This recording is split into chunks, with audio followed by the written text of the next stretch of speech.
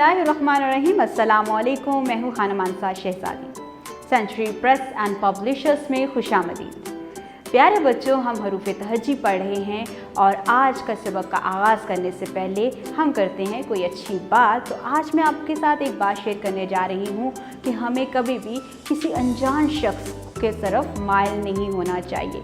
कोई शख्स जिसको हम जानते नहीं, हमें उसकी बात ही नहीं सुननी चाहिए, क्योंकि वो शख्स हमें नुकसान पहुंचा सकता है। तो हमेशा जिन लोगों को आप जानते हैं उनकी बात सुने, उनके पास बैठें और उनके साथ अपनी बातें भी शेयर कर सकते हैं। लेकिन जिस शख्स को आप नहीं जानते उसके पास आप बिल्कुल भी खड़े मत हों, उससे कुछ चीज़ लेके भी मत खाएं और ना ही उसके साथ किसी और जगह पर जाएं।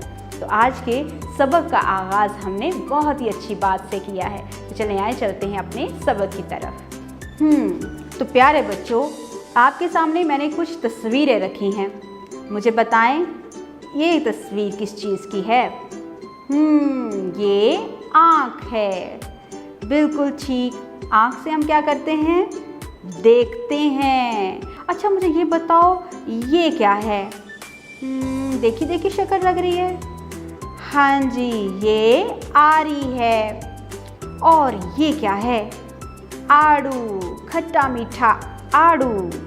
और ये क्या है?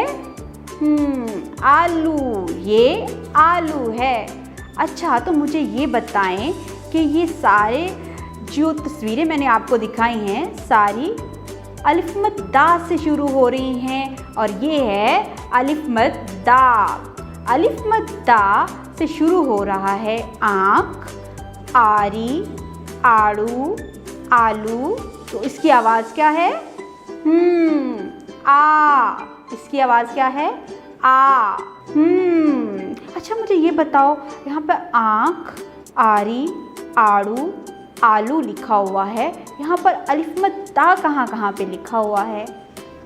बिल्कुल ठीक, ये नीचे लिखा हुआ है। आँख भी अलिफ मद दा से शुरू होता है, ये अलिफ मद दा लिखा हुआ है। आरी जी, यहाँ पर ये अलिफ मद दा लिखा हुआ है और ये हाँ जी ये भी अलिफ मद दा लिखा हुआ है और ये भी अलिफ मद दा लिखा हुआ है। Very good. आप लोगों को अलिफ मद दा लिखना आता है? नहीं आता? मैं आपको सिखाती हूँ। तो चले आए अलिफ मद दा लिखते हैं। ऊपर से नीचे सीधी लाइन और उसके ऊपर मद्दा, ऐसे। Very good. मैं आपको दे रही हूँ एक वर्कशीट और यहाँ पर आपको नुक्तों को आपस में मिलाते हुए अलिफ मद दा लिखना है। कुछ काम हम क्लास में करेंगे, थोड़ा सा काम हम होमवर्क में करेंगे। तो इस तरह से हम अलिफ मद दा लिखना भी सीख जाएंगे। तो प्यारे बच्चों, आज हमने इस पूरे पेज के ऊपर अलिफ मद दा की आवाज़ भी सीखी, उससे बनने वाली बहुत सारी चीज़ों के बारे में हमने जाना और इसको पढ़ना भी सीखा, हमने इसकी पहचान की और फिर हमने उसको लिखना भी सीखा। तो था ना मज़ेदार ये सबक? तो मज़ीद सबक जानने के लिए, मज़ीद सीखने के लिए हमारे साथ रहिए। चलते हैं अगली वीडियो की तरफ।